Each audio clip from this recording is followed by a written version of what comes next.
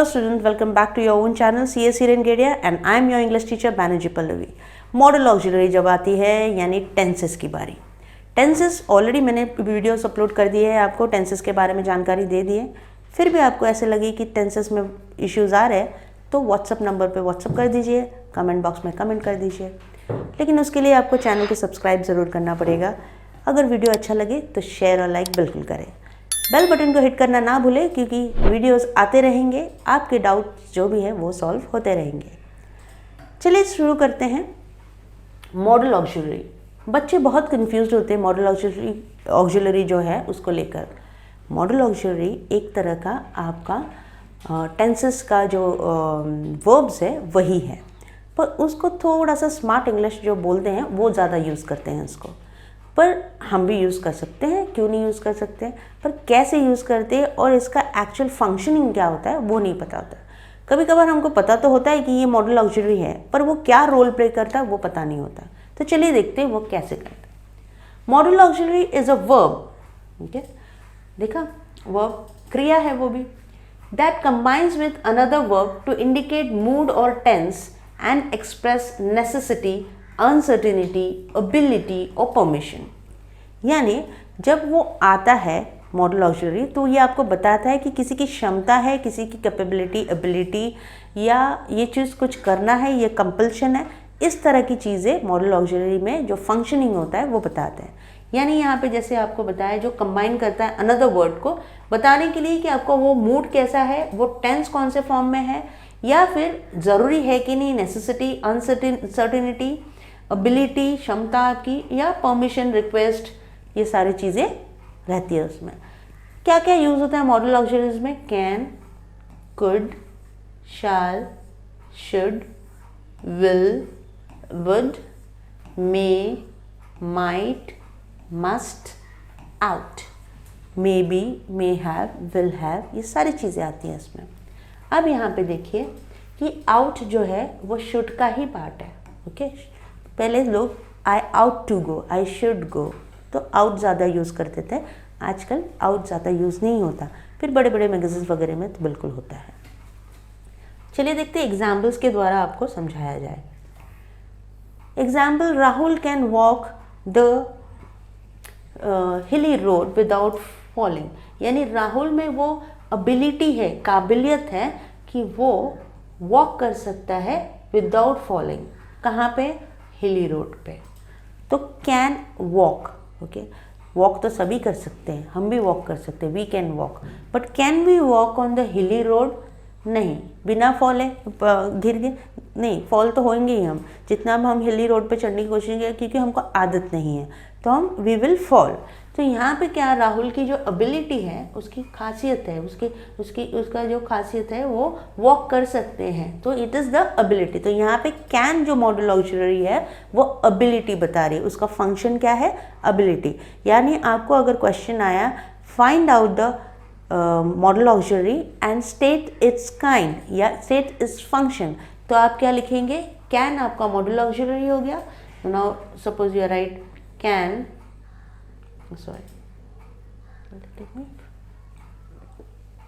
आपने लिखा can, modal auxiliary and ability.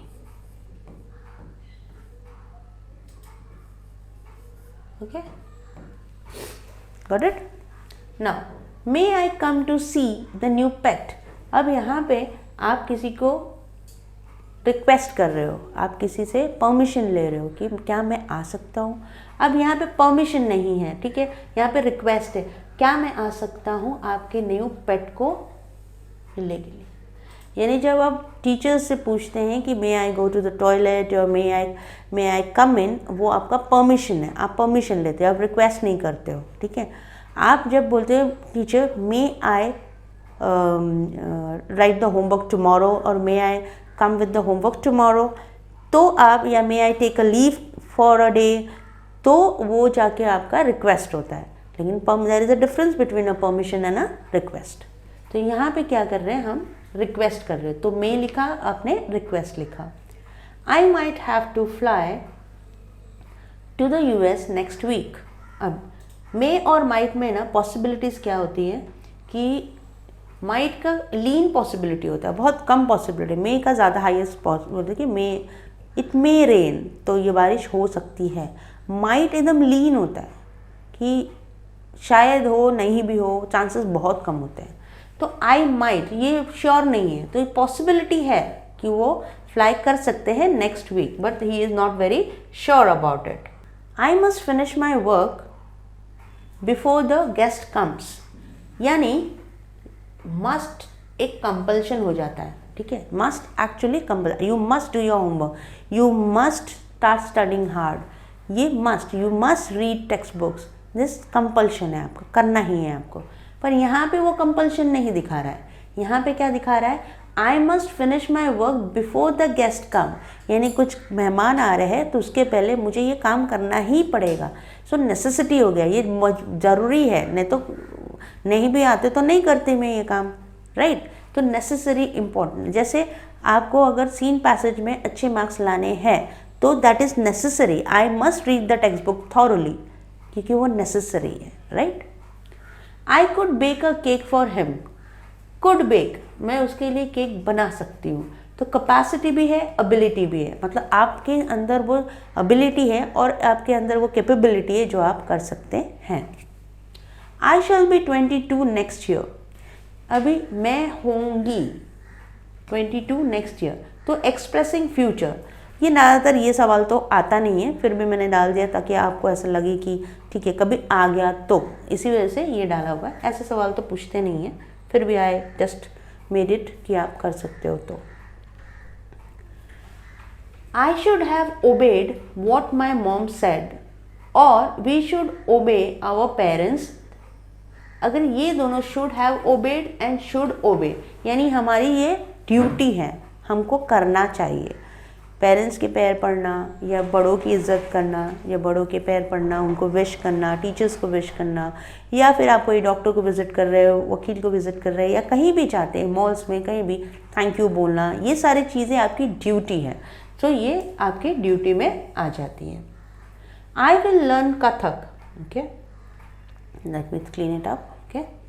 I will learn Kathak before I graduate, यानी आप अपने आप को प्रॉमिस कर रहे हो, जैसे आप अपने आप को अभी प्रॉमिस करें कि I will get good score in my 12th examination.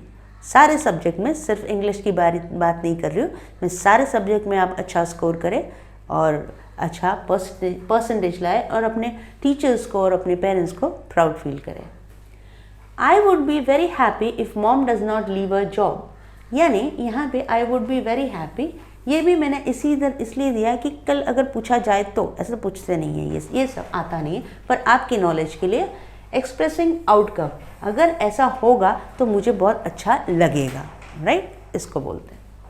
Next, you ought to finish your homework on time, see ये ऑब्लिगेशन है, आउट यानी should, you should finish your homework on time, तो ये हमारा ऑब्लिगेशन है। जैसे हमारे videos, you should make new videos every day, you should solve the questions and the queries of children students every day, तो वो हमारा ऑब्लिगेशन है, हमको करना ही है वो, हम उसका कुछ भी मतलब हम कुछ भी नहीं कर सकते, उसको हम इग्नोर नहीं कर सकते। I can not ignore the comments, I can not ignore the queries, right, तो वो हमारा ऑब्लिगेशंस है, राइट। आई होप आपको इतना समझ में आ गया। बहुत इजी है, कुछ भी ज़्यादा इसमें क्या कहते हैं आप लोग, ताम झाम नहीं है, एकदम सिंपल सटल है। देखते हैं, choose the correct alternative, okay, हम ऑल्टरनेटिव को चूज़ करते हैं। यहाँ पे दो, आई थिंक दो आ गया है, कोई बात नहीं। Will may you play for our team, I shall might be very happy if that happens. अब दो सेंटेंस है, दोनों सेंटेंस में हमको डालना है, तो हम देखते हैं कि अगर हम एक सेंटेंस में डाल रहे हैं कुछ ऐसी चीज़, तो वो क्या कुछ क्या रोल आ रहा है कि हम लिखते हैं will you play for our team, okay, question mark डाल दिया।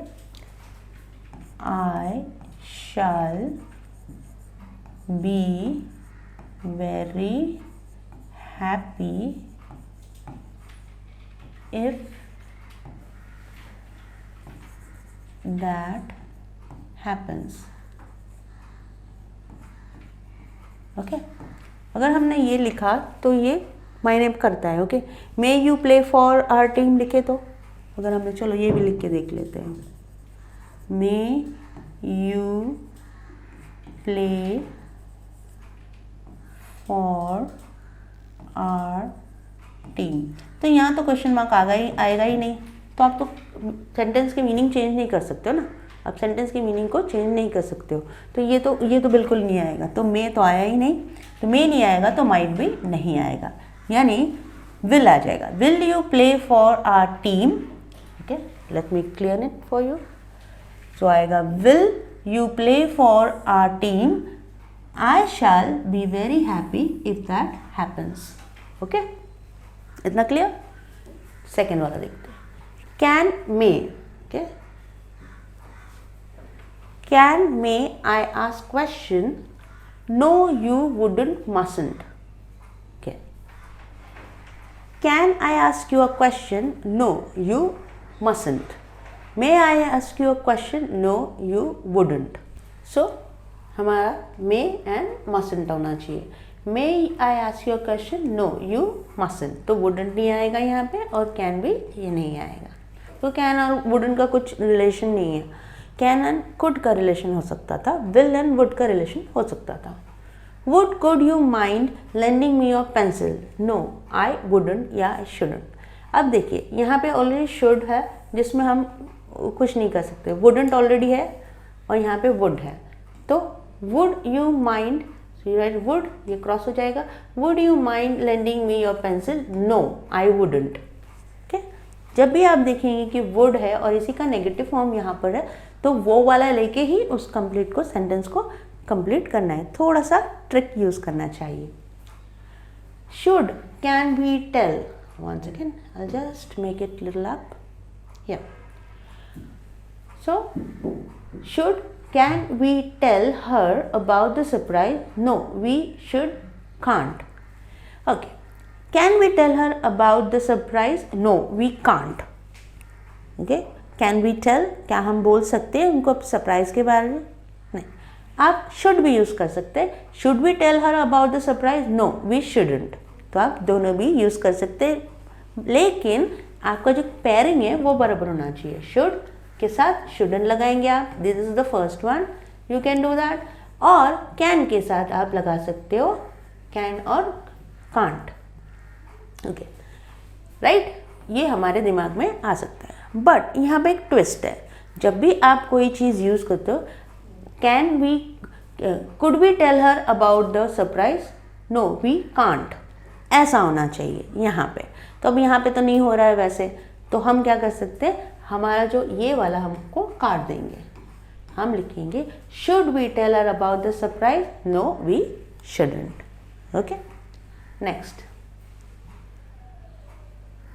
You shouldn't leave small objects lying around. You may not find them when required. हमने पहले ही राइट बोल दिया है क्योंकि हम अगर बोलेंगे you wouldn't leave small objects lying around, you cannot find, कोई सेंटेंस ही नहीं बनता. जिनको इंग्लिश नहीं आती होगी और उनको लगता होगा ये सेंटेंस राइट है, पर ऐसा नहीं होता है. जब आप देख रहे हो सेंटेंस को you shouldn't leave, आपको नहीं करना चाहिए कोई भी ऑब्जेक्ट यहाँ वहाँ. यू मे नॉट, आपको शायद बाद में जाके नहीं मिले. तो you shouldn't leave small objects lying around. Wouldn't cross हो जाएगा. You may not find when them they required. Okay इतना समझ में आ गया. अब नेक्स्ट में चलते हैं. Pick out the modal auxiliaries and state what it denotes. क्या डिनोट करते हैं यानी क्या चीज़ बताते हैं हमको. ठीक है अब हमको क्या करना है यहाँ पे हमें मॉडल ऑक्सिलरीज जो है उनके state and what it denotes. Okay model auxiliary क्या है और उसके स्टेट और डिनोट्स क्या डिनोट करता है. मे आई एस्कॉर्ट यू होम यानी क्या मैं आपके साथ घर आ सकता हूँ या आपके साथ घर तक आ सकता हूँ. तो मे आई एस्कॉर्ट यानी ये क्या कर रहा है, ये परमिशन नहीं मांग रहा है, ये रिक्वेस्ट कर रहा है. राइट सो यहाँ पे आप लिखेंगे मे और जो आपका काइंड है वो है request. Okay, I write in the print otherwise many. Okay, may हो गया आपका. ओके, ये आपका मे है और ये हो गया आपका request. Okay, we should obey the rules. Should, अब we should obey the rules हो गया, यानी हमको ये करना चाहिए, ये हमारा ये फर्ज बनता है, तो ये duty.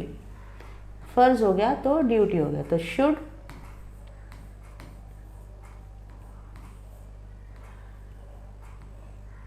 Okay, I will learn Malayalam soon, तो विल है, करूँगा, है ना. I will learn Malayalam soon, तो क्वेश्चन विल आ गया, तो विल मतलब मैं करूँगा, यानी ये एक प्रॉमिस, एक तरीके का प्रॉमिस कर रहा है. तो आई विल लर्न, तो विल हो गया आपका मॉडल ऑक्सिलरी और ये हो गया आपका promise. I must reach there by evening, ये शाम तक मुझे पहुंच जाना चाहिए, तो नेसेसरी है, तो मस्ट हो गया. यहाँ पे ऑब्लिगेशन नहीं है. ओके, नेसेसिटी, नेसेसरी है तो इसको नेसेसिटी लिखेंगे हम. Okay, she might leave tomorrow. Probability, probability बोलते हैं जिसको. माइट हो गया आपका प्रोबेबिलिटी.